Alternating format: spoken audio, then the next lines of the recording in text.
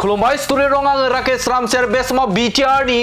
मावफुं सोद्रोमा बिथां रनजित बसुमतारी बिथाङा गोख्रों अजद होदों जे सिगांनि सानावबो हाग्रामा महिलारी बे हाग्रामा महिलारी बिथाङा रन्जन दैमारिखौ लानानै राजखान्थियारि गेलेबोदोंमोन आरो बेनि अनगायैबो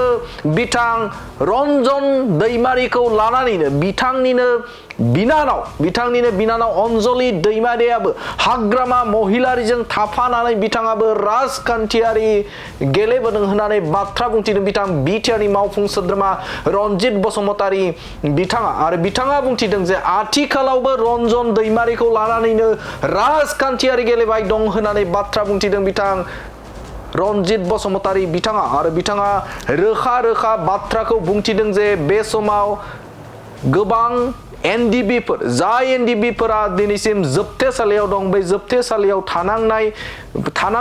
दैदेनगिरिफोरखौ बे समाव जोबथेसालिनिफ्राय उदां खालामनो थाखाय सोरखारनियाव जेसेबां हायो जाखिनि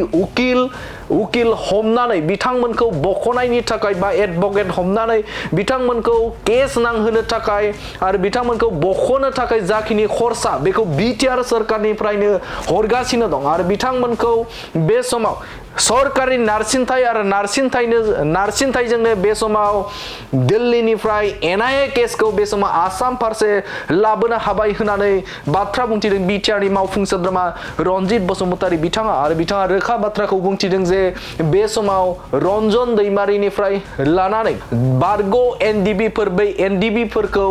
जोबथेसालिनिफ्राय उदां अख्राङाव लाबोनो थाखाय बे समाव सरकारा सिङारि हाबाफोरखौ मावगासिनो दं बिथांमोननि जिखिनि उकिलनि थाखाय जाखिनि खरसा नांगौ बे खरसाखौ बे समाव हरनानै खामानि मावनाया सोलिबाय दं नारसिननाया सोलिबाय दं आरो बेखौ लानानै गोबां राजखान्थियारि खालामबाय दं बे खालामनाया बिथांमोननि बाथ्रा होननानै बुंथिदों बिथां बिटिआरनि मावफुं सोद्रोमा रनजित बसुमतारी बिथाङा रन्जन दैमारिखौ लानानै राजखान्थि गेलेनाया दिनैनि नङा हाग्रामायाबो सिगांनो गेलेबोदों आरो बै हाग्रामाजों थाफानानैनो अन्जलि दैमारियाबो गेलेदों अन्जलि दैमारियाबो दाबो बेखौनो गेलेदों मानगेरिया प्रमद बर' बिथांनि दैदेननायाव जोंनि सरकारा सुप्रिम कर्ट हाइ कर्टनि फैसा उकिलजों रायलायनाय मावनाय आसाम गभर्नमेन्ट अफ इन्डियाजों रायलायनाय गासैबो खामानिखौ जोंनि सरकारानो मावगासिनो दङ जायनि जाहोनाव पलिटिकेल प्रेसार आरो पलिटिकेल सापर्टनि थाखायनो जोंनि एनआईएनि केसखौ जोङो सेन्ट्रेलनिफ्राय स्टेटसिम लाबोनो हाबाय आरो स्टेट गभर्नमेन्टआ बावैसोनि गेजेरावनो मोनफ्रोमबो केसफोरखौ डिस्ट्रिक्ट वाइजआव बेखौ ब्रेकआप खालामनानै राननानै हरजोबसिगोन गतिके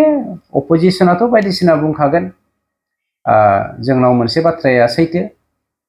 सैमाया मैदेरखौ नुनानै सोंबाय थाखागोन जों मैदेर हिसाबै गावनि लामाजों थांबाय थाखागोन रन्जन दैमारिखौ लानानै राजखान्थि गेलेनाया दिनैनि नङा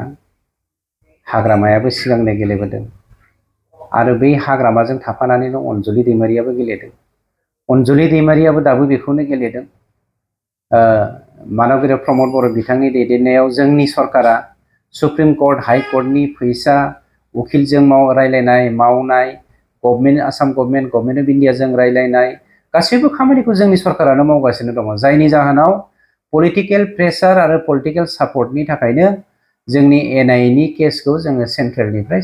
स्टेटसिम लाबोनो हाबाय आरो स्टेट गभर्नमेन्टआ बावैसोनि गेजेरावनो मोनफ्रोमबो केसफोरखौ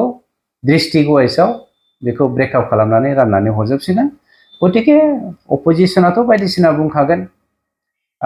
जोंनाव मोनसे बाथ्राया सैथो